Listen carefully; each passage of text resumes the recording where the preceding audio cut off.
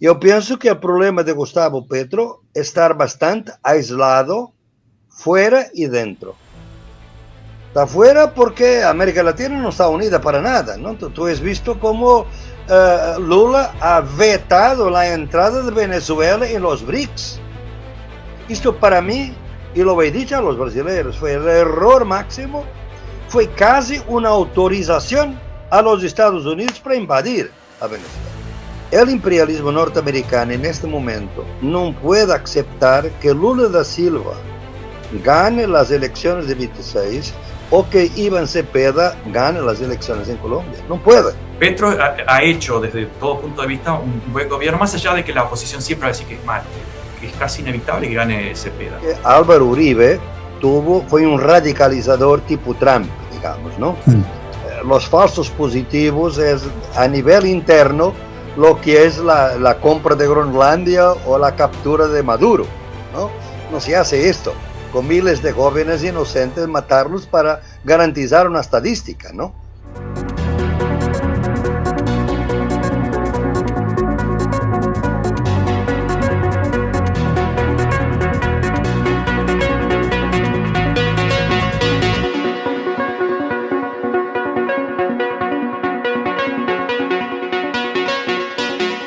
Bueno, espectacular. Estamos con Boaventura de Sousa Santos y con Jorge Macbud.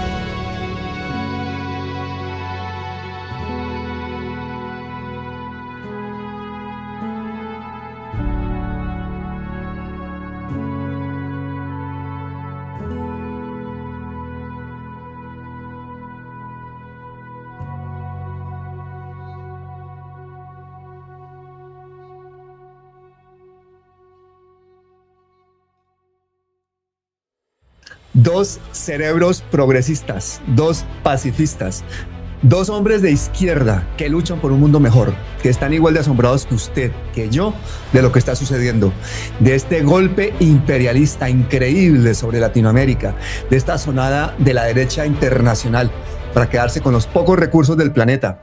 Para luchar estamos aquí y eso es lo que les pido, que se unan, que digan desde dónde se conectan y que hagamos todos un frente común de resistencia. Hoy tenemos dos mentes muy claras, muy transparentes. Tomen apuntes, prepárense porque viene pedagogía. Muchísimas gracias. Boaventura de Sousa Santos, bienvenido.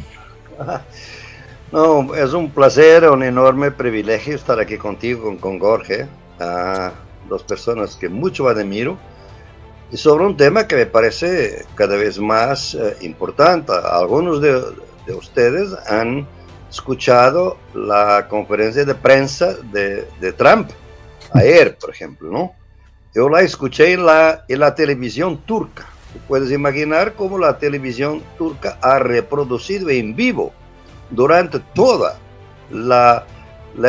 esta conferencia de prensa, prueba que realmente estamos ante algo que es muy importante, digamos, de un punto de vista mediático y para el mundo también, ¿no?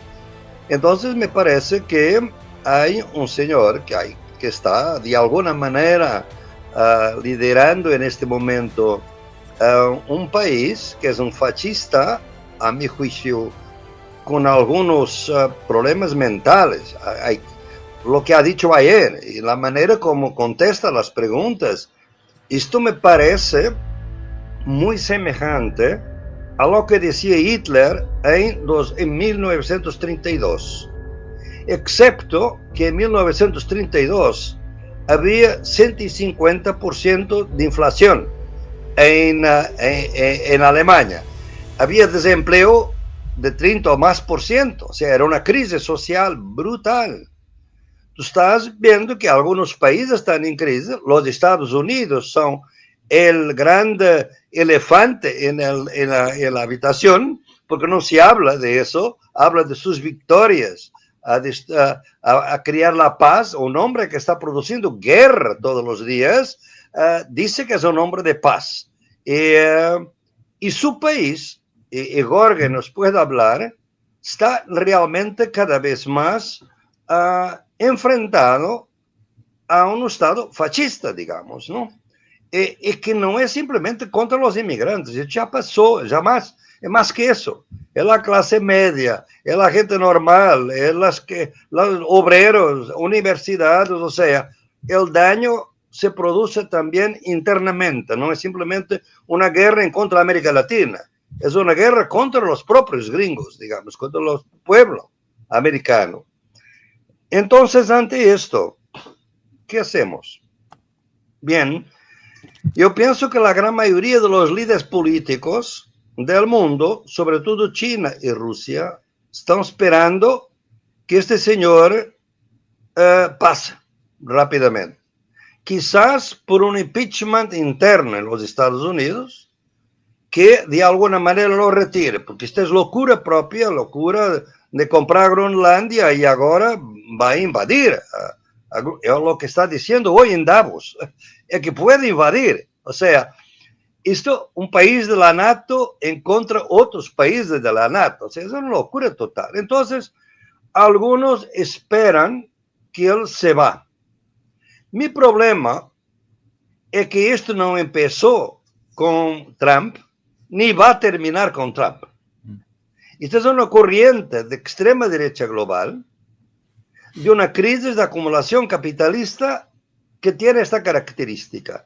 El capitalismo no es de ninguna manera compatible con democracia.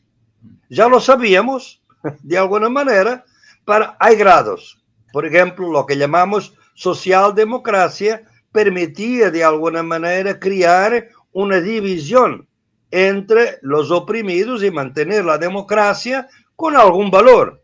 Y están esvaciando desde dentro la democracia para que de un día al otro se diga, ¿para qué democracia? Democracia no queremos para nada. Entonces, me parece que en este momento realmente hay un contexto internacional que es de extrema derecha. Te digo, aquí en Portugal, de la revolución del 25 de abril, el domingo pasado, el segundo candidato que va a las finales, a las elecciones finales, es de extrema derecha. Es de extrema derecha. Probablemente no va a ganar. Pero yo he leído The National Security Strategy con mucho cuidado, este documento de noviembre. Y si tú notas, por ejemplo, notas muy claramente que América Latina es pro los gringos y acabó, ¿no? Ahora mismo estaba leyendo el chanceler de México en la jornada, que son todos muy preocupados con lo que está pasando en México, ¿no? Pero también en contra Europa. Y entonces el National Security Strategy menciona toda Europa, excepto la Europa que ha creado la Unión Europea, digamos así, la Europa de Francia y de Alemania, digamos así, y para él es la Europa del Sur, o sea, Portugal y España deben tener gobiernos de extrema derecha, como ya están en la Europa del Este y en la Europa Central. O sea, la idea es destruir la Unión Europea, obviamente, y crear esta situación insostenible. ¿Cuál es nuestro problema? Y con esto termino. Es que nosotros, el pensamiento crítico, ha desde siempre pensado que los grandes cambios en la historia vienen de la guerra y de la revolución. Nosotros, durante mucho tiempo, creíamos que la guerra era posible como guerra de liberación. Por ejemplo, la guerra de la liberación de los pueblos, de las colonias, que eran guerras coloniales, eran guerras de liberación de los pueblos, ¿no? Pero dejamos de pensar en la guerra, y la guerra es una propiedad de la derecha, desde Clausewitz. Entonces nosotros no teorizamos la guerra. pero tampoco revisamos o teorizamos la revolución, porque de alguna manera dejamos que la palabra revolución se fuera para atrás por todos los fracasos y dudas, etcétera, y por la vitalidad que la democracia real, un poco, siempre muy limitada, ha criado. Y ahora estamos sin palabras, digamos. Hay aquí un vacío semiótico casi, es que las palabras que podrían ser las palabras de futuro ya no son palabras que congregue la gente, como socialismo, por ejemplo, como socialdemocracia, por ejemplo, ya no existe, revolución mucho menos.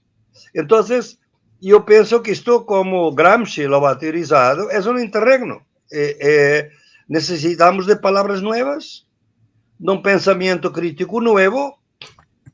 Nos están intentando de silenciar, y ahora se ve, por ejemplo, ayer, lo que Trump ha dicho sobre las universidades debe ser una causa de preocupación para Jorge, porque lo que están diciendo es que realmente no hay más pensamiento crítico en las universidades.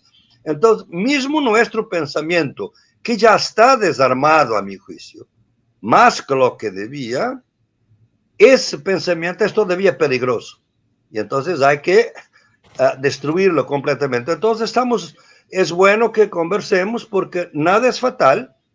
Las fuerzas se están reuniendo, no sabemos dónde, pero van a llegar, porque la sociedad humana tiene esta característica que es de ser finita, pero pensar el infinito. Entonces no se va a quedar así, esto va a transformarse. Pero es un esfuerzo muy grande, porque yo nunca he visto un imperio que declina de una manera tan triunfante. O sea, tú mira la conferencia de prensa, es el triunfo del mundo, pero es todo una otra realidad que no corresponde a la realidad real.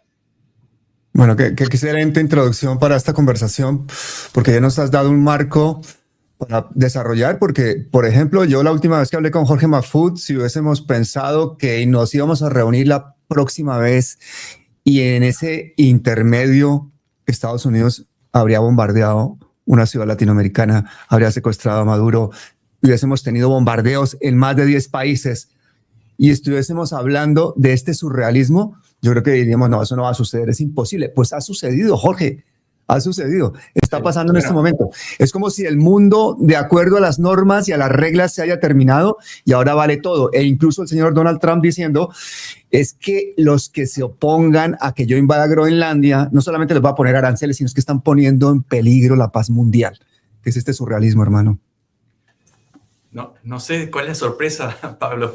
Incluso algunas están grabadas y otras no, pero a mí me han llamado de medios de Venezuela en noviembre, en diciembre, y me preguntaban, ¿te parece que hay una posibilidad de que Estados Unidos invada Venezuela? Y yo digo, claro, obviamente que sí, que es muy altamente probable y de Trump puedes esperarlo. ¿Cuál es la única diferencia? Bueno, si mirabas, no voy a repetir todo, pero si miras Irak, Libia, etcétera, en muchos casos, y América Latina, 500 casos, cada vez que se sacó la cabeza, sea democrática o autoritaria, lo que sea, generalmente es una autoritaria, entre comillas, es antiimperialista, pero no voy a entrar en eso. Siempre se creó un profundísimo caos. Ejemplos hay 500. Entonces, si en el Pentágono, si en la CIA, si en Washington, realmente tiene un poquitito de inteligencia, que se dicen que es la inteligencia, y además gastan billones de dólares en eso, se van a dar cuenta que si rompen la estructura del gobierno de Venezuela, no iban a obtener su objetivo, que es hacer dinero con el petróleo estancado de Venezuela. Y eso fue lo que pasó. No pusieron a María Corina Machado y simplemente sacaron a Maduro. Es casi una excusa, ya sabemos, con aquello del cartel Osoro que nunca existió, etc. Y dejaron básicamente la estructura intacta. Y los venezolanos de acá simplemente lo están deportando, ya van más de 10.000, etc. Todo eso es una narrativa que no tiene nada que ver con la realidad. Y la realidad está basada en los intereses de las grandes corporaciones. Ahora, hace poco me enviaban y yo reenvié y puse, creo que en Twitter, en algún lado, un par de artículos que escribí. Uno en el 2001, justamente diciendo el problema en Medio Oriente es para la gente, esa división como en la Edad Media, los pobres, los peones del ajedrez se peleaban, se mataban entre ellos por Dios, la patria, bueno, básicamente por Dios, pero las tierras se las quedaban los nobles. Es un viejo juego. Lo mismo en el caso de Irak, Irán, etc. Y bueno, para el pueblo crear el enemigo, que es el Islam, etc. Pero para los nobles es el petróleo, es el dinero, es prevenir de que Saddam Hussein usara otra cosa que no fuera el dólar, etc. Exactamente lo mismo pasó con el caso de Muammar Gaddafi, que usted lo conoce muy bien. No voy a entrar en detalle, pero si repetían el mismo error, en Venezuela simplemente no iban a tener lo que querían, que era el petróleo. Y ahora como a Donald Trump se le cayeron todísimos los filtros. Es el mismo Donald Trump del 2016, pero sin filtro y con un fuerte declive intelectual. Porque si simplemente ustedes recuerdan la carta que le envió a Noruega, eso, no sé, un niño de 5 años no escribe eso. De 5 años o de 6 años, es lo que dicen acá un toddler. Es profundamente inmaduro y uno puede pensar, bueno, el mundo, las guerras en las manos de alguien que se enoja porque su ego está herido y produce otra guerra. Bueno, ese es el individuo Donald Trump. Ahora, quien lo puso ahí, porque los que lo ponen ahí, tanto Milei como Trump y otros son elegidos como Noriega, recuerdan, son elegidos porque son psicópatas, pero son psicópatas funcionales, con un fuerte complejo de inferioridad y fácilmente manipulables, con un ego muy exacerbado. Pero cuidado, que cuando se salen de lo conveniente, simplemente lo descartan, como descartaron a Noriega, y probablemente pueda ocurrir con el caso de Trump, si corre ciertos límites de inverosimilitud. Por ahora está jugando todavía un juego religioso, mediático, pornográfico, de miénteme que te creo. Simplemente eso. Cuando eso deje de funcionar, se va a reemplazar. ¿Cómo se reemplazaría? Bueno, hasta ahora el impeachment ha sido casi imposible. Lo ha intentado de sacar de esa forma en años anteriores. En el 2000, ahora este año, 2026, perdón, 2026, van a perder las elecciones republicanos en noviembre. La Cámara Baja va a haber una race, sin duda. Si no cae un meteorito, porque puede caer un meteorito o lo inventan, pero si todo sigue como está, la Cámara Baja es demócrata, que tampoco son ningunos santos, pero es un tema más bien partidario personal. No, los intereses van a quedar intactos y por ahí tal vez los intereses de las grandes corporaciones, de las grandes sectas tecnológicas van a decir, bueno, ahora queremos a alguien más, alguien diferente como Vance, que no es nada diferente, pero por lo menos sería un rostro nuevo. Y el problema es que el Senado, claro, solamente un tercio del Senado va a estar en disputa y entonces el 2027, para que ocurra un impeachment, debería haber republicanos que se sumen a los demócratas. Y ahí estaría el juego de, si el poder le interesa, va a conseguir esos republicanos para que se sumen y lo saquen a Donald Trump por temas intelectuales, está bidenizado, etc. Eso es muy probable. Pero, y cierro con lo del principio, esto no es nada nuevo. Y no quiero decir que todo es previsible, porque el futuro nadie lo conoce, el futuro está hacia atrás, por algo no lo vemos, como decían los antiguos. Pero lo que está muy claro es que existe una palestinización del mundo, y esto también nos estamos repitiendo desde hace mucho tiempo, y en Estados Unidos. Vean lo que es Estados Unidos en este momento. Es un caos creciente. Y recuerdo, hace 10 años me decían, ¿te parece que no estás exagerando cuando algunos dicen que estamos yendo hacia una guerra civil?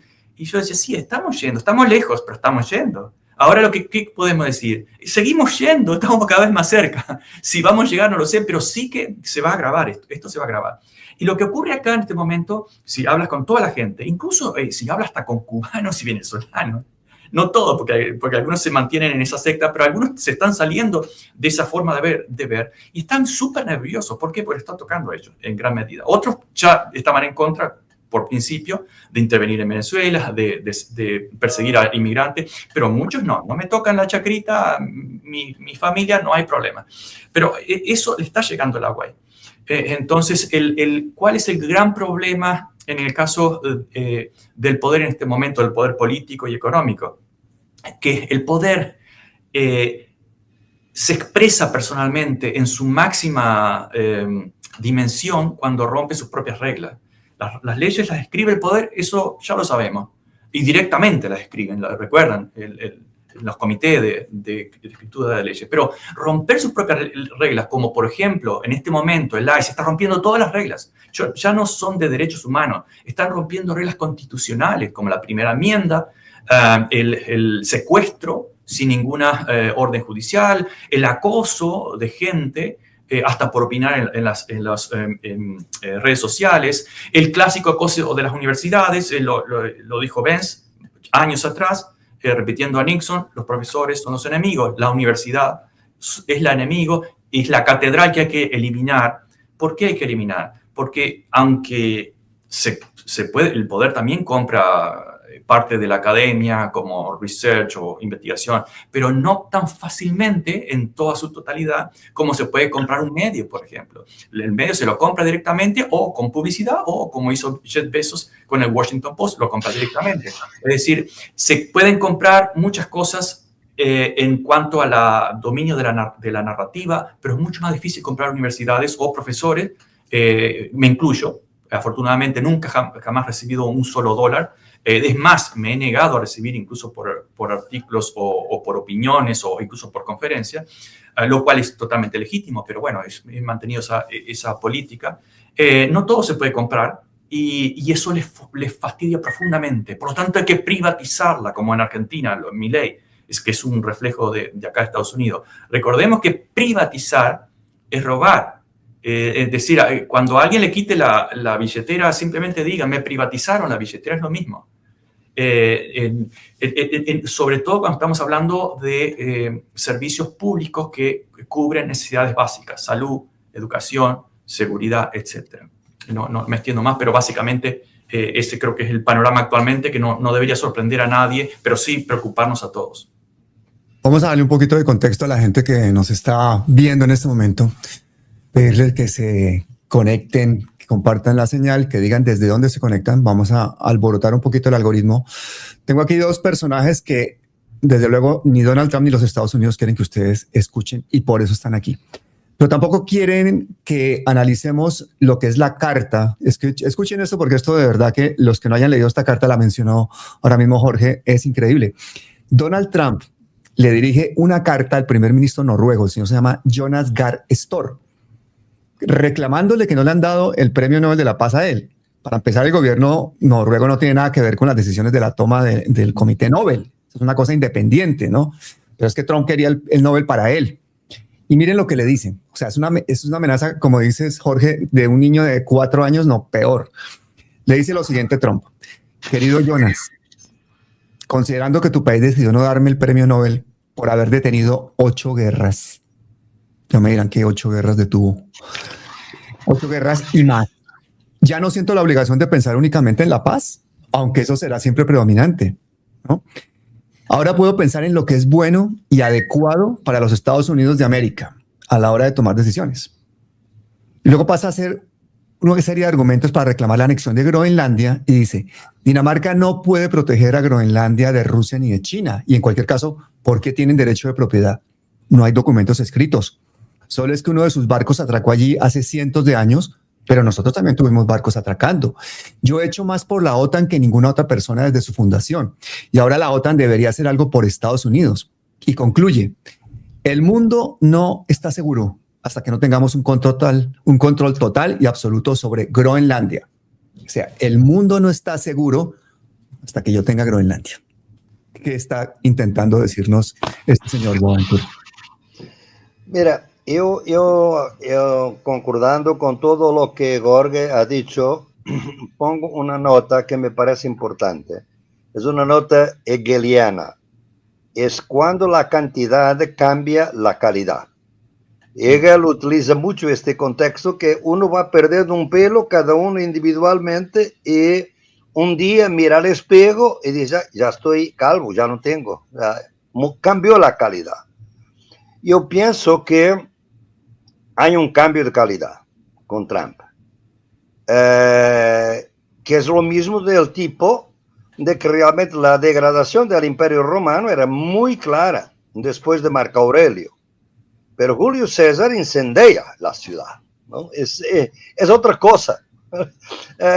Y realmente toda esta retórica para mí yo no quiero defender el Comité Nobel, porque el Comité Nobel ha dado el premio Nobel a una señora que ha pedido la intervención de los Estados Unidos en Venezuela. No los quiero para nada, ¿no? Además de otras razones, ¿no? Pero lo que quiero decir en este momento es realmente que todo, la lógica, buscamos una lógica en lo que habla o piensa, que es un poco forzado decir que piensa Trump.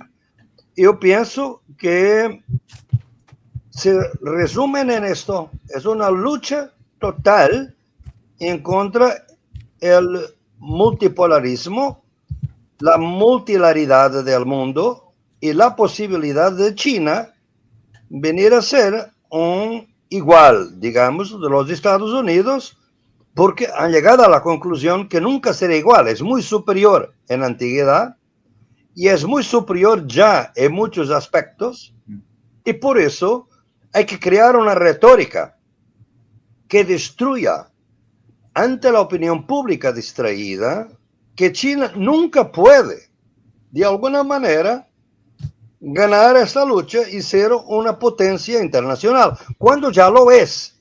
Esto es muy interesante porque es crear una realidad alternativa diciendo que algo que existe no existe.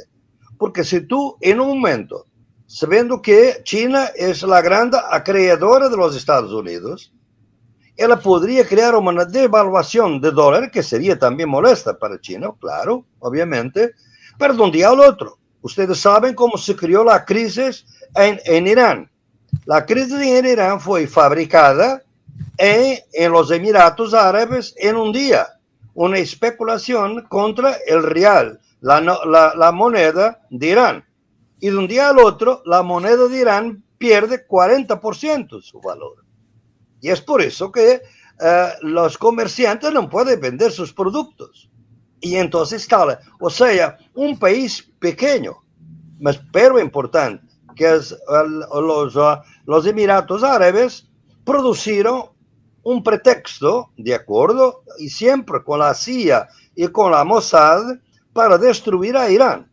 Y esto es que es el nuevo, el poder, dada la interdependencia del mundo, dada la tecnología que hoy tenemos, se puede destruir un país, se puede destruir una persona como se puede destruir un país de un día al otro.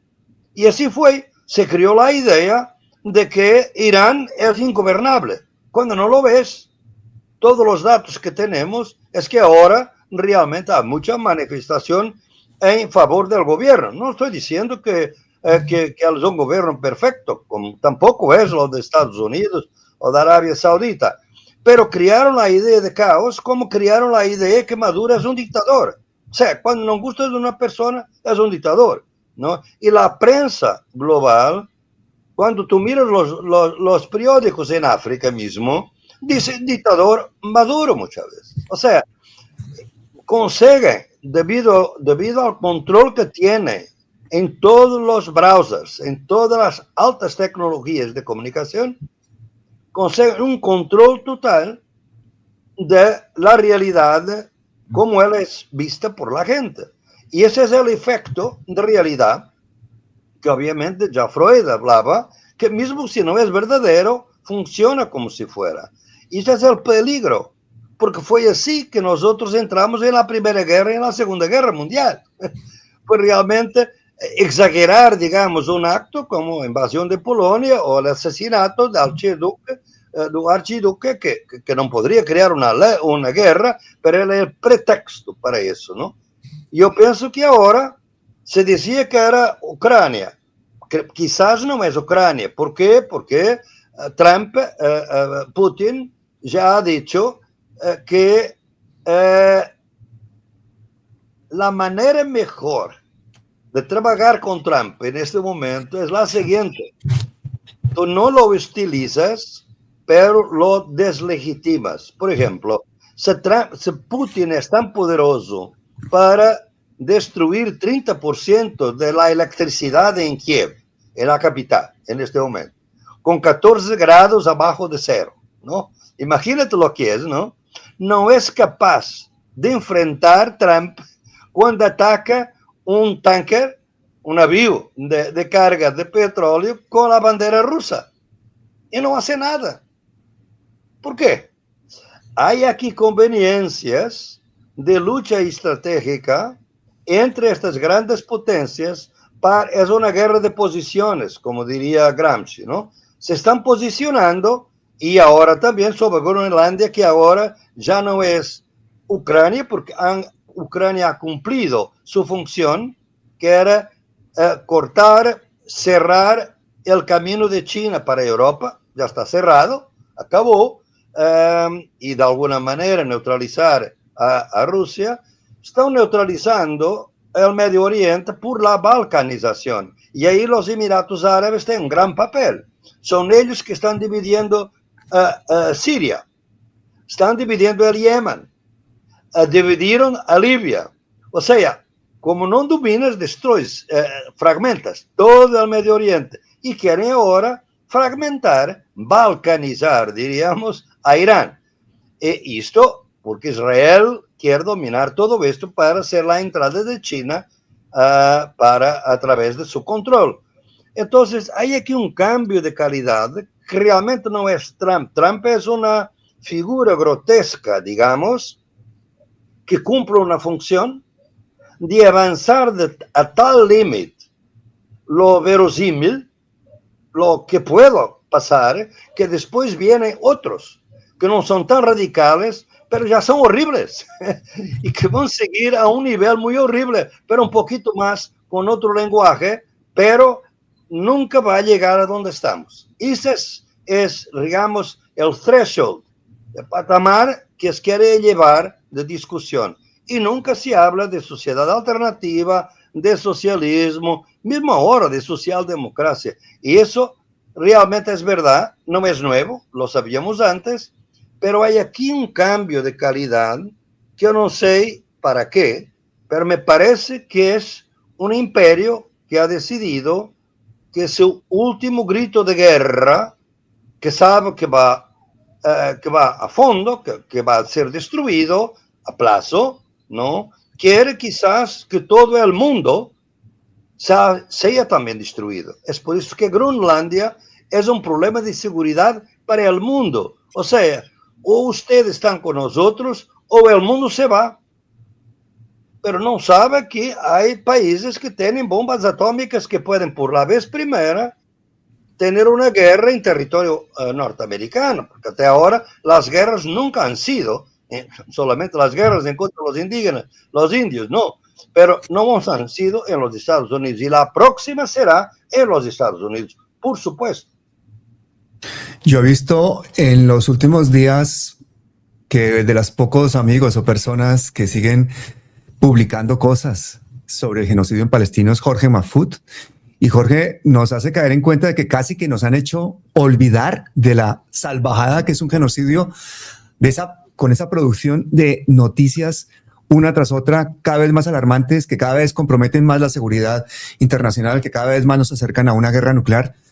Esa escalada, digamos, de conceptos que nos parecían hace un tiempo improbables y ahora son totalmente esperables, nos ha llevado a esta situación de qué hacer, por qué no somos capaces de reaccionar, por qué no están invadidas las ciudades por protestas y manifestaciones de millones de personas pidiendo no a la guerra, sí al desarme, cese al fuego. ¿Por qué no están las ciudades europeas realmente incendiándose de personas pidiendo la paz? Y por el contrario, están los gobiernos europeos arrodillados a Estados Unidos dándole el 5% del Producto Interno Bruto a una guerra en la que han muerto ya 1 millón de ucranianos. Recién estuvo el gobernador de California en Europa y fue un insulto directamente. Le dijo a los líderes europeos que se estaban arrodillando ante Trump. Es decir, necesitan también un gobernador de Estados Unidos para que los líderes europeos, que muchos son nazis cobardes, se den cuenta que se están arrodillando.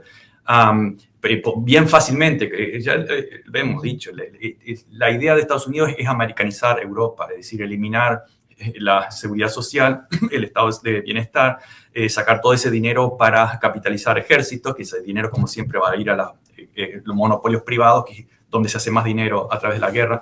Entonces, y además se precariza la población, se la hace sentir con miedo, inestable. Es una perfecta forma de control, como en la época de la esclavitud.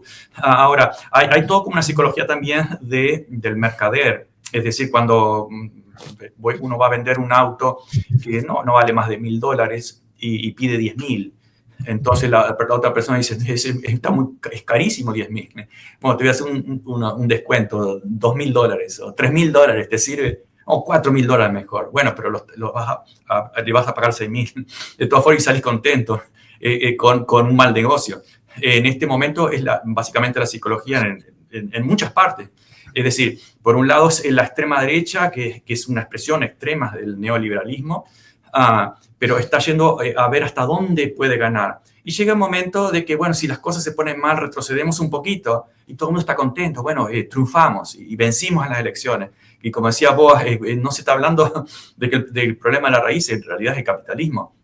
No es que un movimiento menos nacional, pero un movimiento de rebeldía va a cambiar el sistema capitalista, porque es algo que probablemente en este siglo termine y va a terminar por una crisis. No es algo que se pueda planificar, es algo que naturalmente se va a dar, como se dio la caída, no caída, pero la transformación del feudalismo al capitalismo, que básicamente fue una transformación, no fue una gran revolución. Eso se da de una forma, entre comillas, natural, o como diría, según la lógica de la civilización. Pero sí que podemos, los seres humanos, resistir para avanzar y que no nos sigan recortando derechos. Sin derechos no hay libertad para la gente. Recordemos, la libertad depende del poder, y el poder en nuestra sociedad está basado en el dinero. El dinero está obscenamente concentrado en este momento, como ustedes saben, en un puñado de hombres que tienen lo mismo que la mitad del mundo. Eso ya es muy bien sabido. Y eso, ellos también creo que ellos deben saber que eso no tiene futuro. Recordemos, la Revolución Mexicana, por ejemplo, ocurre cuando el 80% de los campesinos habían perdido su tierra. Bueno, sabemos, por la privatización de tierras, el típico dictador bananero, Porfirio Díaz, etc. Pero las estadísticas decían que en una sociedad agrícola, con un 25% de sin tierra, ya tenés una revuelta. En México se esperó demasiado tiempo. ¿Por qué? Probablemente por la anestesia de la narrativa política, religiosa, probablemente simplemente porque muchos eran analfabetos, o etcétera, no estaban comunicados. Pero sí que se extendió demasiado y luego explotó. En este momento estamos en una situación similar. La concentración es mucho mayor en este momento que era antes de la crisis del 2029, del gran crack o la catástrofe bursátil del 2029, que luego en Estados Unidos produjo el socialismo de Roosevelt, que incluso se lo acusaba de ser comunista. Estamos en una situación aún más compleja que eso. Y de hecho, estamos sobre una montaña de deuda aquí en Estados Unidos. Es una bomba de tiempo. Y creo que los que están en el poder lo saben y están tratando de acaparar lo más posible, de controlar como las narrativas, el control de la vida privada, de extorsionar tanto a los poderosos como al resto de la población a través de esa alta tecnología, de las compañías como Palantir y todas esas compañías administradas por psicópatas típicos como Netanyahu, que es un psicópata que se cree iluminado, o no se cree, simplemente hace creer a los demás, eso no se sabe. Pero por las obras se lo puede jugar como un psicópata, por el genocidio de Palestina, por ejemplo.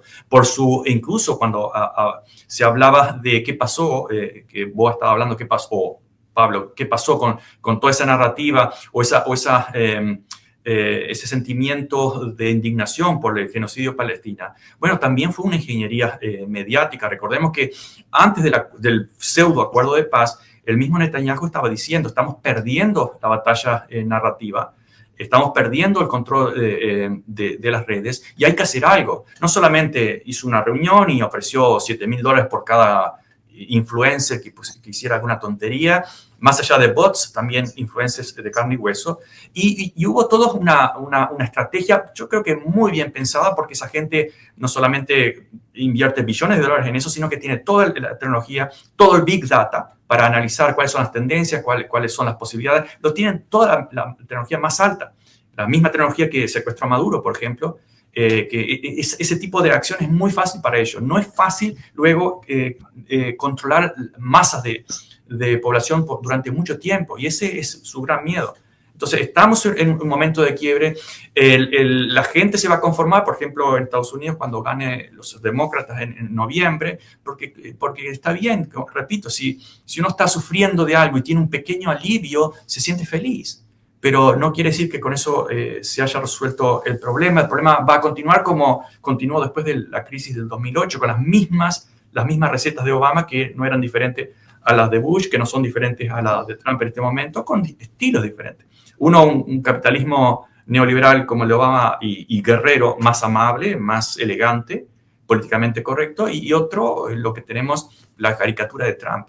Yo creo que estamos en la misma situación, pero con formas diferentes, mientras el poder sigue avanzando aún más en la tecnología, ahora con inteligencia artificial, dominando, privatizando, recordemos, la inteligencia artificial, como todas las otras tecnologías, la radio, internet, todo, fue privatizado luego que la desarrollaron otros.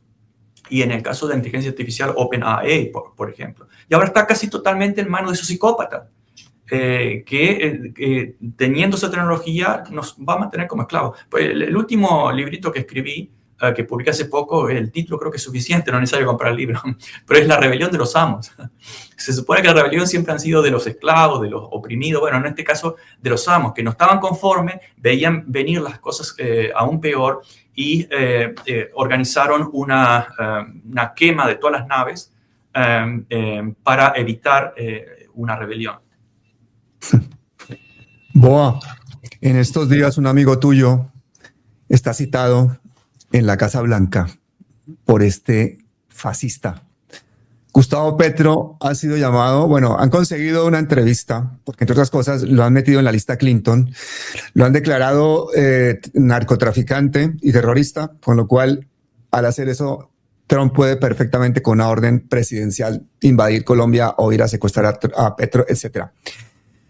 ¿Qué opinas tú de esa reunión? ¿Qué podemos esperar de eso? Estamos todos como a la expectativa y nos tememos lo peor. Es que la historia también nos enseña que la crisis social, la desigualdad, la discriminación nunca es suficiente para crear una transformación. Es necesario una alternativa o una idea de otra posibilidad, que puede ser religiosa, que puede ser secular o que puede ser lo que sea. Yo pienso que en este momento nos falta realmente la idea de alternativas, porque mira, si miramos la reunión de hoy en Davos, con la reunión de 2001, yo fui uno de los fundadores del Foro Social Mundial. En ese entonces se realizaba en Porto Alegre más de 100,000 personas, que era la alternativa al Foro Económico de Davos. O sea, teníamos la ilusión, no era una alternativa, pero era una ilusión que el pueblo también se une en contra de la opresión. Y América Latina lo tuvo. O sea, CELAC era exactamente este objetivo. Y de alguna manera la Unión Europea era distinto, no fue para defenderse de los Estados Unidos, fue dependiente de los Estados Unidos, como se ve ahora, pero de todas maneras había más diferencia, digamos, interna dentro de Europa, y por eso los Estados Unidos en Europa destruyeron a Europa por la Comisión Europea. Si tú notas, la Comisión Europea de Bruselas es mucho más neoliberal que los estados individuales, ¿comprendes? Pero como tiene bastante poder por las directivas, pueden crear o destruir lo que quieran. Entonces yo pienso que en este momento, el contexto de Petro, que es para mí uno de los líderes más notables, después de Lula, digamos, por su trayectoria, del mundo en este momento, sobre todo es superior a todos en la retórica política progresista. Porque después de Che Guevara en las Naciones Unidas no he visto otro discurso tan bello cuanto lo de Gustavo Petro. Y fíjate que conozco desde hace muchos años a Gustavo Petro y tuve algunos problemas con él cuando era alcalde de Bogotá, porque yo soy por la democracia participativa, él también lo era, pero de alguna manera tenía mucha dificultad de conectarse con los movimientos sociales. Yo decía, Gustavo, tenemos que ir más con la gente, estar con la gente, participar, porque no basta dar plata a la gente. Isso lo había dicho Hugo Chávez en 2004. Hugo, por favor, y fue en Brasil. Digo, no, él no habla, no piense que va a resolver el problema de las barriadas con platas. Se resuelve con la democracia y ahí por eso tenemos en Venezuela el poder comunal, de alguna manera, ¿no? Que es una estructura paralela. Yo pienso que el problema de Gustavo Petro es estar bastante aislado fuera y dentro. Está fuera porque América Latina no está unida para nada, ¿no? Tú has visto cómo Lula ha vetado la entrada de Venezuela en los BRICS. Esto para mí, y lo he dicho a los brasileños, fue el error máximo, fue casi una autorización a los Estados Unidos para invadir a Venezuela. Porque Venezuela no es democrático, y Arabia Saudita es democrática, y China es democrática. ¿Qué es eso? O sea, no está unida de ninguna manera, ¿no? Y por eso está bastante solo en esto. En segundo lugar, Petro tiene hoy una concepción más ecologista de todos los presidentes del mundo que yo conozco. Es el único que ha dicho que todo el petróleo que está bajo tierra en Amazonia va a quedarse en Amazonia. Va a quedarse bajo tierra, no va a ser explorado. Lula no va a aceptar esto, porque este contrato entre la Unión Europea y el Mercosur, digamos, el contacto del Mercosur y la Unión Europea, ¿es para qué? Es para que los europeos coman más carne brasilera, por ejemplo. ¿Y dónde viene la carne? De la destrucción de la Amazonía. Entonces, vaya a haber más destrucción de la Amazonía. Entonces, esto ahí está aislado externamente. Pero Petro también está aislado internamente. Yo ayer escuché una entrevista del ministro de la Justicia que me ha perturbado mucho.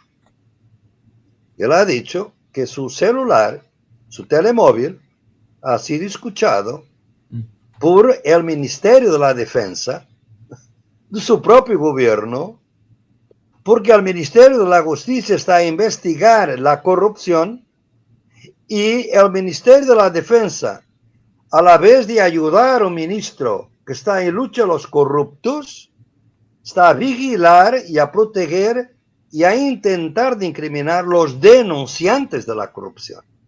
Y por eso escuchan su telemóvil. Cuando esto pasa, ¿esto es el iceberg o la punta del iceberg? Nunca sabemos, ¿no? Entonces, yo pienso que en este momento, con todas las divisiones que hay en Colombia, es necesario, como también va a ser en Brasil, una unidad antifascista. Y es que la izquierda no ha todavía logrado entender en el mundo. Es que la única manera de luchar ahora es con los instrumentos del antifascismo, no hay otros. Por eso van por las nubes las divergencias entre socialistas, comunistas, etc. En Portugal ahora había 5 candidatos de la izquierda. Uno tiene 2%, otro tiene 1.6%, otro tiene tal. Y así no tenemos ningún candidato verdaderamente de izquierda, tenemos un centro izquierda y la extrema derecha. Entonces me parece que la lucha es antifascista y que la América Latina en este momento debía estar, no es CELAC, ya no hay campo para eso. Era todos los demócratas entrar en una gran lucha latinoamericana antifascista, porque la lucha antifascista ha sido internacionalista, pero por la paz, nunca por la guerra. Y por eso es contra las invasiones. Y eso es que nos da alguna esperanza que pueda pasar también en Europa, a pesar de Europa, yo pensar que es un continente muerto, es una inercia de una idea muerta que puede renacer más adelante de otra manera, y sería otro debate, pero América Latina tiene más potencial. Yo veo la calidad, yo no veo en Europa ningún dirigente político de la calidad de Gustavo Petro o de Lula da Silva. No hay en Europa ninguno. Pero a diferencia de Portugal, nosotros sí tenemos en este momento un candidato que arrasa en las encuestas, que es el fenómeno político del año en Colombia, que es Iván Cepeda, que sería como el sucesor natural de Petro. ¿Cómo ves tú eso? Porque en las encuestas, ahora mismo, si fuese la votación hoy, sería presidente de Colombia. Mira, yo tengo muchos problemas con los sondeos, porque con mucha antelación, mucho antes, no es bueno para un candidato que sea considerado favorito, porque va a haber una guerra mediática de internet, de fake news, que la tecnología, ellos no pueden, el imperialismo norteamericano en este momento no puede aceptar que Lula da Silva gane las elecciones de 26 o que Iván Cepeda gane las elecciones en Colombia. No puede. Entonces, si no hay medios democráticos, van a utilizar medios antidemocráticos. No hay dudas, no escogen, ¿no? Y ya sabemos cómo lo están haciendo en Brasil en este momento, ¿no? Entonces, en Brasil tú tienes una institucionalidad que es el Supremo Tribunal, que de alguna manera es un garante de alguna manera la democracia en Brasil, lo que es muy peligroso, porque es el único órgano de soberanía que no es elegido por el pueblo que está defendiendo la democracia en Brasil. No es el Congreso, el Ejecutivo no tiene poder porque es un poder de coalición. No es el caso de Petro, ¿no? En Colombia no tenemos eso, tenemos un poder judicial muy más ambiguo en este sentido político, a defender a Petro en este sentido, o a Iván Cepeda. Entonces, yo pienso que todas las luchas, todos los demócratas, desde cristianos, humanistas, progresistas, como se llaman, tienen que estar por detrás del candidato de izquierdas en Colombia. Y dejen las cosas. Yo he hablado con Carolina Cocho hace reciente y era lo mismo que le decía Carolina ahora, con todo el entusiasmo, para destruir realmente esta posibilidad, porque va a ser terrible. Faltan 3 grandes países a caer en la influencia de Washington: Brasil, México y Colombia. Y ellos no van a descansar antes de destruirlos. Quizá no lo pueden. No lo puede ser el pueblo, se reúne. Yo no creo en fuerzas fatalistas que van a ganar todo, no. Pueden perder, pero para eso hay que organizarse. Totalmente. Jorge, tú que estás ahí en Estados Unidos, en la boca del lobo. Tú que estás ahí no sabes, Jorge, tú conoces muy bien porque José Martí, yo siempre que estoy con Jorge me recuerdo de José Martí, ¿no? Porque José Martí era un periodista que yo estuve a escribir en las entrañas del monstruo, ¿no? Sí, él está es otra visión, ¿no? Porque es de dentro. Y lo han secuestrado aquí en Miami. Las frasecitas de Martí son de la extrema derecha, ¿no? Es como la Biblia, las sectas sacan 2 o 3 frasecitas y se olvidan todo el resto. Creo que hay... pregunta, ¿tú crees que hay alguna posibilidad de un impeachment a Trump? Sí, va a haber el intento sin duda, y más después de cierto triunfo seguramente fuerte de los demócratas en noviembre, así que el próximo año 2027 sí que va a haber una intentona de impeachment. Ya hubo anteriormente, pero creo que las posibilidades van aumentando, no solamente que van a tener más votos, sino que, como decía anteriormente, incluso algunos de las derechas, porque ya hay, de hecho, algunas senadoras y algunos políticos de derecha que se están moviendo hacia el lado de Carson, o esa línea de derecha antitrumpista, que cuestionan lo de Gaza, cuestionan otras políticas internas de acá, se han apartado debido al escándalo de la lista Epstein, etc. Entonces ya existen algunos que antes considerábamos de extrema derecha, en este momento se han apartado y comienzan, y yo creo que es parte de un proceso psicológico e ideológico, no tanto ideológico, pero psicológico, se van a ir radicalizando contra la figura Donald Trump. Por lo tanto, las posibilidades por todos lados que uno puede ver van a aumentar. Si van a lograr llegar creo que es un 3/4 del Congreso, que es muchísimo para remover a un presidente, o si no lo renueve, lo obligarán a renunciar, cosa que es muy difícil por la personalidad de Trump. Pero nunca se sabe cuándo, especialmente a alguien que es muy vulnerable en cuanto al gran poder. Recuerdan el caso de las extorsiones, etc. Entonces, por ahí hay muchos lados que Donald Trump tiene muchas debilidades, aparte de su fuerte declive intelectual y físico e intelectual de salud que está teniendo. Eso es una gran posibilidad, sin duda. Y sería la aspirina para mantener una forma de status quo, para evitar lo que se está viniendo, que son, por ejemplo, las Panteras Negras organizándose. Después de las Panteras Negras van a venir otros grupos, va a haber más violencia y tampoco al poder le sirve esa inestabilidad psicológica del esclavo asalariado, le sirve para mantenerlo controlado. Pero como decía antes, siempre hay un límite. ¿Hasta cuándo? Ellos van a ver, cuando se crucen ese límite, van a retroceder un poco y vamos a estar aún todavía muy a la izquierda de lo que podíamos haber estado en 20 o 30 años atrás. Ni que mencionar en los 60 y 70, que estábamos bastante más a la izquierda en Estados Unidos. Pero bueno, esa parte de ese juego de manipulación de aquellos que verdaderamente tienen el poder. En el caso de Colombia, recuerdan, Petro ha hecho desde todo punto de vista un buen gobierno, más allá de que la oposición siempre va a decir que es malo.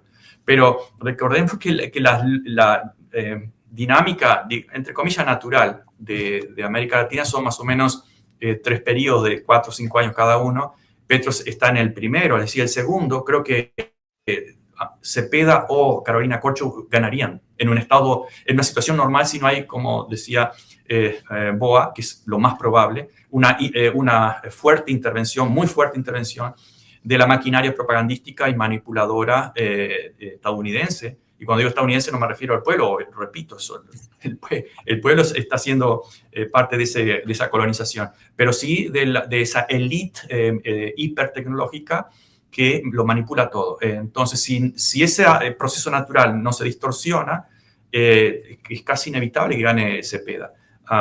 El caso de Macri en Argentina, por ejemplo, perdió con una especie de pseudo, no era izquierda, Fernández era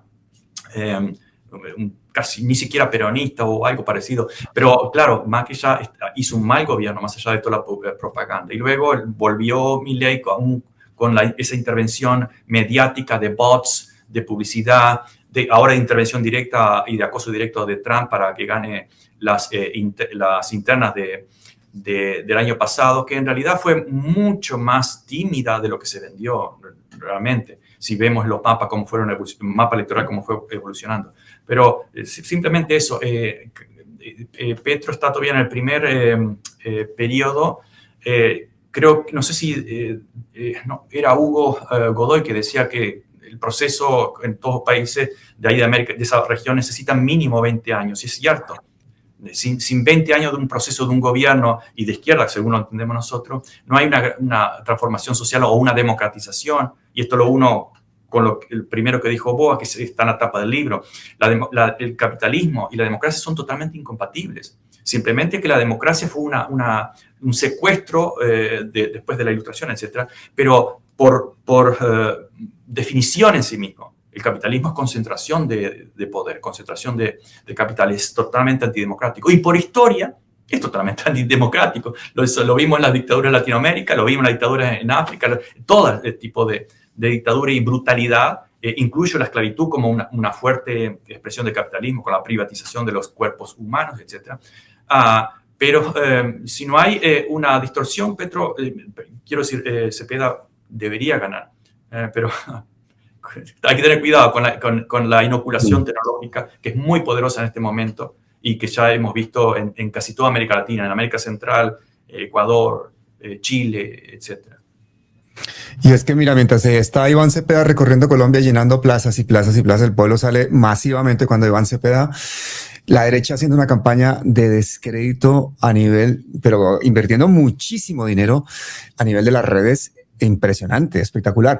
Ahora, ¿qué te parece, Boa, que el mejor candidato que tiene la derecha colombiana en este momento es el abogado del testaferro de Nicolás Maduro, de Alex Saab? Y que además ha sido abogado de gángster, de paramilitares, de narcotraficantes, o sea, un gángster, un abogángster. Yo pienso que la derecha, que tiene una tradición muy grande de poder en Colombia, como sabemos, ¿no?, también no está tan unida cuanto nosotros pensamos que puede estar, ¿no? Yo pienso que porque Álvaro Uribe fue un radicalizador tipo Trump, digamos, ¿no? Los falsos positivos es a nivel interno lo que es la compra de Groenlandia o la captura de Maduro, ¿no? No se hace esto con miles de jóvenes inocentes, matarlos para garantizar una estadística, ¿no? Es aquí, son casos donde yo digo que la cantidad del abuso se transforma en una nueva calidad. Y eso ha transformado bastante. Y eso ha de alguna manera fragmentado la derecha. Y yo pienso que la derecha no tiene un buen candidato, yo diría, para gente que está indiferente, digamos, que está muy distante de la política. Y por eso es importante, porque a final de cuentas son esta gente que está un poco indecisa hoy en día en las democracias que va a decidir el voto. Cada vez más hay más gente indecisa durante menos tiempo antes de las elecciones. O sea, una semana, 2 semanas, eso se verifica a nivel global, la gente está todavía, o se dice que está, porque los sondeos es lo que dicen, que están indecisos. O sea, yo pienso que eso es bueno para Iván Cepeda, es malo para el candidato a la derecha. Pues yo pienso que hay esperanza en Colombia. Y es muy bueno que haya esperanza por Colombia, por la América Latina, por Venezuela también, por todo, ¿no? Pero es que al final, fíjate, si tú te pones a pensar, Iván Cepeda es el hombre que consiguió ganarle en un juicio a Álvaro Uribe su historia de impunidad, en una primera instancia al menos, fue condenado Álvaro Uribe. Iván Cepeda representa esa lucha contra el uribismo, pero es que también ha estado toda la vida de voz de las víctimas, de 10 millones de víctimas. O sea, el fenómeno de Iván Cepeda es el de un defensor de derechos humanos metido a candidato presidencial. Esto no es una figura política que se haya construido para que termine de presidente. Esto ha sido una cosa muy orgánica. De hecho, él cuando lanzó su candidatura, que lo lanzó en este programa, fue como que inmediatamente todo el país dijo, uy, claro, por supuesto, las madres de los falsos positivos y todo el mundo pidiéndole que fuera candidato presidencial. Y por eso va con esa fuerza tan orgánica. Por lo mismo, nos preocupa muchísimo el tener una extrema derecha asesina que no dudaría en quitarse del medio a una persona con estas características. Esa es la realidad que estamos viviendo y nuestros periodos preelectorales son terriblemente violentos. Por eso, pues, lo vamos a estar viviendo prácticamente sin aliento durante estos meses que nos quedan, independientemente de todas las propagandas, de todas las campañas y todo eso. El grandísimo miedo que tenemos nosotros es a que nos roben. Yo digo, Pablo, que, como digo, también he dicho a Lula, cuídense, tienen que protegerse bastante, porque los puede matar. Eso va a ser el último, digamos, estrategia cuando no hay otra, es matarlo porque sabe que una figura carismática no tiene alternativa. Y por eso es la derrota para esta línea, ¿no? Ahora, porque yo pienso que en Colombia no es tanto izquierda-derecha que está en la pura, es una radicalización de otro tipo. Si es los que son por la vida y los que son por la muerte. Y hay gente de derecha que es por la vida, digamos. Lo que decíamos antes de una derecha más moderada. Yo he hablado con algunos nuestros amigos que están en los periódicos, El Espectador, que no son muy de Petro o de Iván Cepeda, pero la vida es una cosa importante, tal vez, ¿no? Porque la iglesia también ha cambiado un poco en Colombia. Entonces, es vida versus muerte, que se gana de una forma única, es matando a los que son por la vida, ¿comprendes? Y la violencia es endémica, y no es solamente yo oía, cuando estaba escuchando a Jorge, le preguntaba, ¿sabes qué? En los Estados Unidos, cuando un presidente es disfuncional para el poder, lo matan. Lincoln, Kennedy, y nunca se va a saber cómo, ¿no? Entonces, tengo miedo de estas estrategias. Sí, una nota al pie de página de lo que dice Boa sobre la vida y la muerte. Yo creo que tal vez en este año los colombianos o, no sé, tal vez los organizadores de las campañas de izquierda deberían promocionar un poco dos películas que son clásicos alrededor del mundo, por lo menos en Estados Unidos incluso, que identifican la Colombia del uribismo, o por lo menos toda esa región, que es La Virgen de los Sicarios y La Vendedora de Rosas. Total. Esa cultura de la no cultura, de la muerte, la brutalidad. Creo que eso lo representan, y creo que modestamente, porque no soy experto en Colombia, pero ese país ha avanzado muchísimo para alejarse de esa situación, de ese estereotipo, que no era estereotipo, porque de hecho muchos eran semidocumentales. Yo quiero hacer una pregunta muy básica a dos mentes brillantes como las de ustedes dos, amigos. Y quisiera hacerla con un poema de Miguel Hernández. No hay mejor forma de hacer una pregunta que con un poema. Miguel Hernández, ese poeta de Orihuela que murió en la cárcel apresado por el bando franquista, por haber participado en el bando republicano. Fue víctima de esta herida que menciona en este poema. Es muy sencillo, muy corto, pero ahí va la pregunta. Dice Miguel Hernández: tristes guerras si no es amor la empresa. Tristes guerras, tristes armas si no son las palabras. Tristes, tristes, tristes hombres si no mueren de amores. Tristes, tristes. Boa, Jorge, ¿por qué no se habla de paz? Porque solo se habla de guerra. Porque no se habla de amor y se habla de odio cada vez más, ¿no? Sí. Es que, es claro, hace poco le decía justamente a un grupo de estudiantes, es que si mañana viene un Jesús hablando de amor y democrático y amar a los enemigos y a los vecinos y a los inmigrantes, o le dicen sal de aquí, no molestes, los mismos cristianos, o lo crucifican de nuevo. El amor no es atractivo para la lógica de la ganancia comercial, sino el odio. Es decir, incluso hasta por estadística, los posteos, en políticos, desde la política más alta, desde Donald Trump hasta América Latina, hasta las pequeñas redes sociales, si no decís algo que genera un profundo rechazo, decir algo bien nazi, que hasta los de izquierda a veces responden para contestar algo absurdo, como ahora los libros en Chile diciendo que Hitler era comunista, o comunismo, el nacionalsocialismo era socialista porque la palabra estaba, los nazis eran socialistas por la palabra misma. Es decir, algo tan básico, elemental, que incluso con gente titulada. Es decir, entonces salimos algunos, yo trato de evitarlo, pero a veces caigo en eso y digo, pero es tan ridículo esto por esta o por aquella razón. Al responder ya le estamos haciendo un beneficio levantándolos o visibilizándolos. Es decir, siempre por la lógica interna actual del consumismo, del capitalismo en general, pero aún más del consumismo en este último periodo, el odio vende muchísimo. Y la estrategia es vender más, no que se ame la gente. Entonces, no hay hippies hoy en día, no tienen publicidad. Hablar de sexo, de amor, no, hablar de odio, de que el egoísmo, mi egoísmo es bueno para el resto de la humanidad. Un mito, un dogma más absurdo que eso, imposible. Mi egoísmo es bueno para el resto de la humanidad por esto y por... No, justamente ha destruido, si vemos todas las sociedades nativas e incluso otras que hasta europeas, o si vemos todos los líderes religiosos o filósofos que luego fueron seguidos por fanáticos, que es como ocurre siempre, el amor, la compasión, desde Confucio, Jesús, etc., siempre eran centrales. Hoy no. ¿Por qué? Porque no se vende eso. Entonces, ¿sabes por qué no se vende, Jorge? La razón por qué no se vende tiene, como tú estabas diciendo también, tiene mucho a ver con las condiciones de acumulación, o sea, del capitalismo en esta fase, ¿no?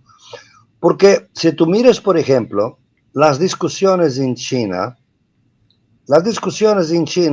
van mucho por la idea de la suma positiva, o sea, todos ganamos. Unos ganan más, otros ganan menos, pero todos ganamos. Y fue así que realmente 80 millones de personas salieron de la pobreza, ¿no? Cuando el capitalismo, de este lado, entra en una crisis de acumulación, la diferencia es entre un capitalismo de Estado y un capitalismo de las corporaciones. Lo de las corporaciones está en desagregación claramente de acumulación, ¿no? Y por eso no puede vivir o convivir con la idea de suma positiva, es suma cero. Para que yo tengan éxito, tú tienes que fracasar. Y esto no es simplemente porque no se puede tener millones de billonarios. Tiene que ser 8 o 10. Entonces, es suma cero.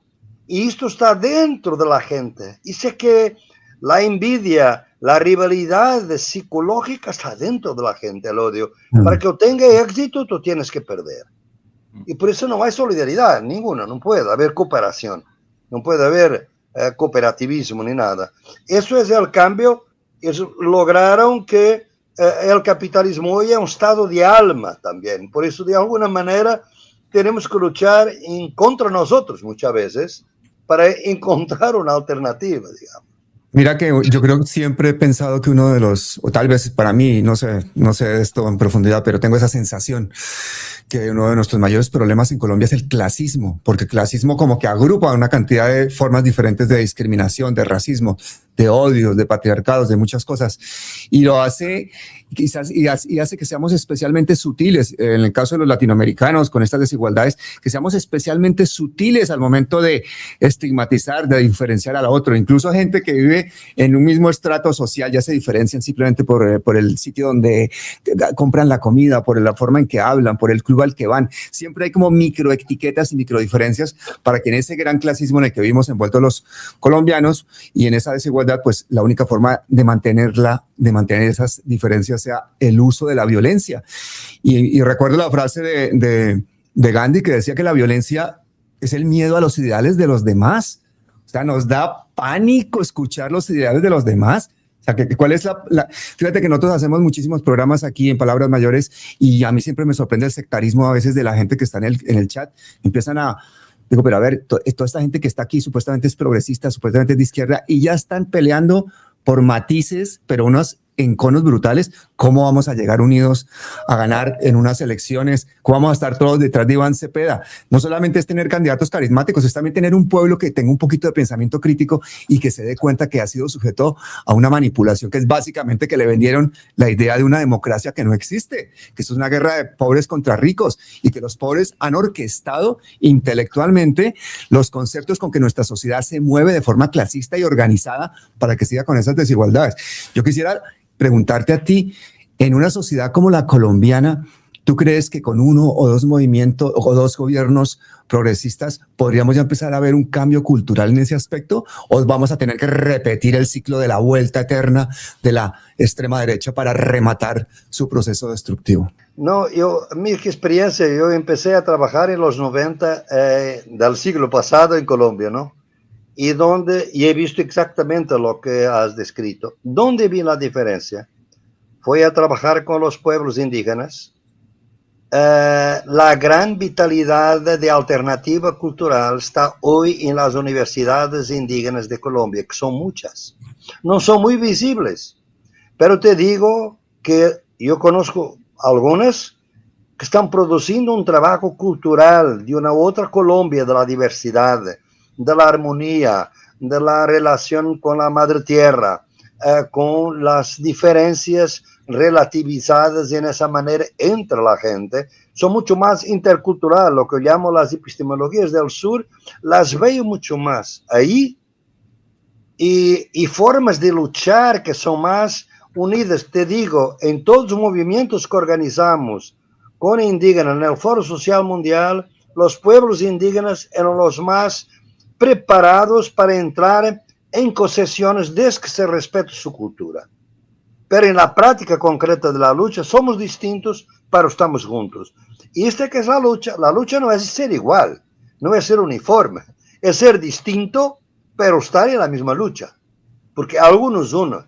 Y los colombianos lo que necesitan es saber qué nos une, defender la vida. Y la vida se defiende con la defensa de la democracia.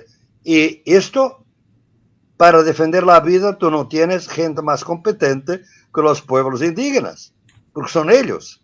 70%, 75% de la biodiversidad está en sus territorios. Entonces, ellos defienden la vida. Por eso, los indígenas debían ser traídos más al debate. Y eso es que veo un problema, mi querido Pablo. Cuando veo Colombia, hay aquí... se está criando, está agravando. Y para mí es la nota negativa que te quería decir. Y eso puede ser un programa tuyo en el futuro, porque tienes mucha influencia en Colombia. Los pueblos indígenas, con todas las diferencias que hay entre CRI, CONI, que todo eso, las organizaciones, deberían ser traídos más al debate político, porque cuando veo el debate político en Colombia, solamente veo descendientes de europeos, no veo nada más. Entonces, esto me parece que sería útil, porque total, es otra cultura que entra. Y es verdad que hace rato que no hacemos programas en palabras mayores con los pueblos indígenas, que hemos hecho bastantes, pero debemos retomarlo. Oye, y en el otro espectro, en el otro lado del espectro, Jorge, dame dos palabras sobre el sionismo. Estas imágenes de soldados israelíes de civil quemando en la Patagonia bosques para recalificar tierras, comprarlas a mejor precio. Esta imagen del sionismo es reconociendo Somalilandia, pues con el objetivo clarísimo de estar ahí frente al estrecho de Hormuz, un sionismo que se ha empoderado de una manera tal que le dicta las normas, supongo que vía Epstein y vía Mossad, a los presidentes norteamericanos. ¿Cuál es realmente la forma en que nosotros vamos a poder como humanidad enfrentar a una fuerza tan absolutamente irracional como es el sionismo, con el poder que han acumulado y con la falta de escrúpulos que tienen? Sí, obviamente que es una mezcla de lo cultural y lo económico y de lo geopolítico. Recién decía al principio si era suficiente lo de Petro. No, obviamente no, un periodo no es suficiente, 3, 4, 5 tal vez. Es necesario un cambio fuerte, cambio cultural, pero si no hay un cambio económico, no es muy difícil que haya ese cambio cultural. Porque podemos hablar de las universidades, sí, pero si las atacamos, atacamos mediáticamente, las desfinanciamos económicamente, si luego el gran poder económico está permanentemente saboteando la opinión pública desde afuera, es prácticamente imposible ningún cambio cultural. Que no podemos hacer otra cosa sino seguir existiendo, no podemos hacerla desde puesto cada uno. Ahora, en el caso del que menciona el sionismo, yo creo que el gran miedo es que finalmente la balanza geopolítica termine de transferirse hacia China o hacia Asia, que es inevitable. Nada más que la idea es retrasar ese proceso desde parte occidente. Algo totalmente suicida también, porque fácilmente podríamos entendernos con China y con Occidente. Si no nos están atacando, simplemente podríamos colaborar desde todo punto de vista académico, económico, etc. Pero no, el macho alfa no acepta competencia. Ahora, si ese traspaso se termina por dar por una crisis o simplemente porque ya es inevitable la supremacía tecnológica y económica, el sionismo va a estar en serios problemas. Este momento se ha sostenido con Europa y Estados Unidos, básicamente. No, con los gobiernos europeos y el gobierno de Estados Unidos. Entonces, ese es el gran problema y creo que el genocidio en Gaza, que es altamente probable que si fue inoculado, sería rarísimo pensar de que no fue inoculado con la excusa del ataque. Creo que intentaron quemar todo, quemar las naves, es decir, no hay vuelta atrás, es ahora o nunca. No le salió muy bien, porque la palestinización del mundo también encontró la palestinización de la gente, una gran oposición, gente estudiando historia que no se vio antes, y la pérdida de miedo a criticar al Estado de Israel. Fue un quiebre enorme. Es un aspecto cultural, no es económico, es un aspecto cultural que tiene un efecto en la economía, pero la estructura económica sigue intacta todavía. Y ya vimos la reacción, que son muy buenos reaccionando de esa forma, manteniendo el poder político, económico, mediático. Las grandes empresas como Palantir están en sus manos. Los grandes gobiernos, casi todos los políticos, solamente un 10% no reciben dinero de ellos, de los congresistas. Y así seguiríamos. Es decir, hay una estructura económica ahí, que luego se refleja en la cultura. Pero bueno, el gran problema del sionismo sería de que finalmente ese traspaso geopolítico termine haciendo centro en China. ¿Puedo añadir algo? Porque esto es muy importante, ¿sabes? Porque después de lo que pasó con el Holocausto, la historia no se repite, digamos, y tiene que haber una estrategia distinta para enfrentar el sionismo ahora. Y para mí, o en este momento, y hablo con conciencia de causa, los judíos se organizan más vocalmente en contra del sionismo, o entonces vamos a volver a lo que era Europa antes de la Segunda Guerra Mundial, porque no era Hitler, que era antijudío, era toda Europa. Toda Europa. ¿Por qué? Porque dominaban todo. Dominaban capital, dominaban industria, dominaban esto.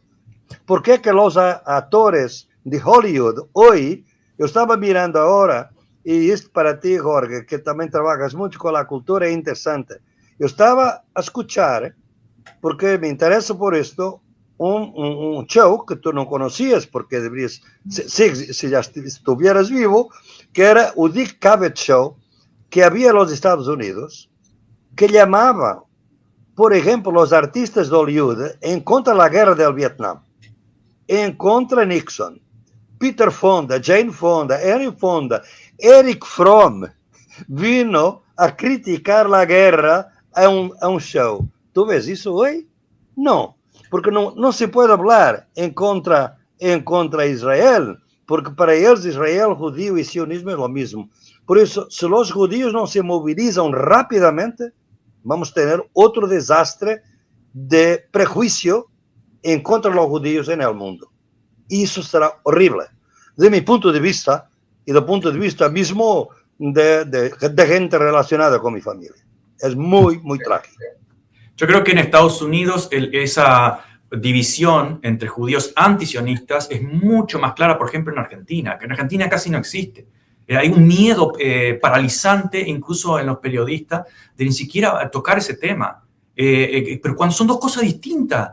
De hecho, lo dicen directamente los judíos acá organizados, son cientos de miles, no todos, porque hay judíos sionistas también, pero en Nueva York, etc. Es decir, es absurdo, el judaísmo Netanyahu no puede hablar por los judíos, que no es un rabino, ni es un líder espiritual, ni nada menos, que eso es una ideología que además nace a finales del siglo XVIII con el nacimiento del supremacismo blanco, y vaya casualidad que tanto la estrella de David como la esvástica vienen de India, se desarrollan separadamente, pero luego hasta acuerdan con Hitler en los años 30, como todos saben. ¿Para qué? Para limpiar, después de la guerra civil acá, para limpiar de negros Estados Unidos, bueno, para limpiar de judíos en Europa desde el punto de vista de los nazis, y desde el punto de vista de los sionistas para hacer lo que querían hacer, para limpiar palestinos o árabes en Medio Oriente. Es decir, fue un acuerdo supremacista de los dos lados.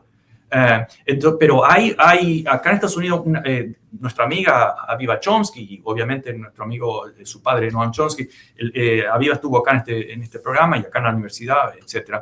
Fueron décadas atrás, fueron antisionistas y fueron los que más valientemente se opusieron y dijeron, incluso hasta Chomsky dijo, no veo cuál es la razón para que el Estado de Israel exista, no debería existir. Si a otro lo dice hoy, ya es paralizante, aunque cada vez menos, porque la gente creo que lamentablemente con esa brutalidad del genocidio en Gaza se ha ido a estudiar historia, y eso se ve que no les gustó, porque es justamente un talón de Aquiles del sionismo, la verdad histórica.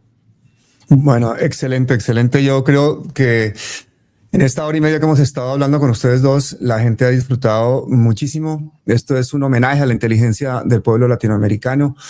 Esto es un homenaje al pensamiento crítico, al pacifismo internacional. Algunas de las personas que están conectadas con nosotros están en su casa o en el sitio de trabajo o transportándose, y se hacen todos una misma pregunta que a mí me encantaría que para cerrar el programa la contestara Boa, y es, ¿y yo qué puedo hacer? Danos un llamado a la acción para esos ciudadanos latinoamericanos que están absolutamente sin saber ni qué hacer, porque dicen, soy tan irrelevante, no hago otra cosa que sobrevivir, que yo qué puedo hacer, por lo menos para que el mundo sea un poquito mejor, por lo menos para que haya un poco de paz, o por lo menos para que algún día haya algún cambio. Esa pregunta solo tiene una respuesta, es que tu existencia hoy es realmente política. Eso viene del movimiento feminista y es muy verdadero. O sea, tu existencia como privado, como gente privada, es política. Toda la manera como usas tu telemóvil, la manera como vas a trabajar, la manera como te relacionas con otra persona, es política. Y tú debes mantener este ideal democrático y de defensa de la vida como lo más importante en este momento. Son tres ideas. Es realmente la interculturalidad, la democracia y la defensa de la vida. Son las tres dimensiones que es necesario mantener vivas en el comportamiento, digamos, personal, mismo la parte ecológica. Tú tienes hoy que hacer cosas. Yo en este momento tengo 2 carros con 20 años, tengo la velocidad de tener 2 carros, pero tienen 20 años y van a tener 30, porque no los voy a cambiar cuando aquí en Europa, al final de los 5 años, mi coche no vale nada, pero los mantengo. Y es caro. O sea, tú tienes que ser político en toda la vida, digamos, casi todo lo que escribes, que piensas y te relacionas con los otros, y nunca descrees de la democracia, por mínima que sea. Yo viví hasta los 29 años en dictadura, y por más débil que sea la democracia, es mejor que dictadura. Porque esto, por ejemplo, en mi país nunca podríamos ser. Yo dicté clases con agentes de la policía en la última fila de la clase, vigilando qué nombres se nombraba. Yo no sé si Jorge tiene esa vigilancia hoy, estoy seguro que no tiene. Hay otras maneras. Pero, tengo una cámara al fondo de la clase, pero imposible hablar de América Latina sin insistir de la base del imperialismo y del capitalismo. Imposible. Y tenemos que tener cambio, porque la gente por veces ve tanta crisis, por esta idea que la derecha nos ha creado. Los políticos son todos iguales. Sí. Es una manera de decir, no vale la pena la democracia. Esta es otra manera de decir, no, los políticos realmente tienen muchas semejanzas, pero hay diferencias entre ellos. Iván Cepeda no es de la extrema derecha, es otra cosa. Entonces, tienes que ser esta visión política de tú mismo, con una vigilancia enorme, incluso en lo que dices y en lo que hablas con tus amigos fuera del contexto público. Exactamente. Yo creo que una persona que recogió mucho y muy bien eso fue Gandhi, sobre todo cuando hablaba de no dejarnos despolitizar. Gandhi decía, cuida tus pensamientos porque se convertirán en tus palabras, cuida tus palabras porque se convertirán en tus actos, cuida tus actos porque se convertirán en tus hábitos y cuida tus hábitos porque se convertirán en tu destino. Así que sería un excelente hábito que nosotros habláramos mucho más frecuentemente aquí para que podamos aprender muchísimo de ustedes dos. Muchísimas gracias, Boa. Muchísimas gracias, Jorge. No, gracias, Pablo. Gracias, Boa. Gracias a Jorge, gracias a Pablo. Un abrazo. Chao. Mamá, perdóname, pero yo de mayor quiero ser un fascista. Fascista de los buenos, de los de verdad, de los de ultraderecha. Es tan cómodo y sencillo anular mi inteligencia, no pensar por uno mismo, tan solo es preciso rendir obediencia. Fascista vacilón de los de cara al sol y el culito a la luna. La patria solo es una y el bulo mi doctrina. Quiero entregar a la nación al poder de los ricos, que con la censura me cierren el pico. Español esclavo por gracia de Dios. Un obrero fascista, un burrito, un cuñado confeso, que no por un libro desde cuarto de esto, al que han convencido que odiar al más pobre es la solución. Mamá, yo quiero ser un fascista moderno. Despiertan mi pasión cuando me hablan de invasión, aunque lo que me lo dicen invadan mis derechos. Ir pegando por la calle a moros de mierda, maricas y negros. Y en misa los domingos darme golpes de pecho. La mujer metida en casa, que ya está, que el hombre va a hacer lo que quiera. No hace falta libertad, tan solo idolatrar a una antigua bandera. Niño, la escucha, tu madre le lleva estas flores al tío.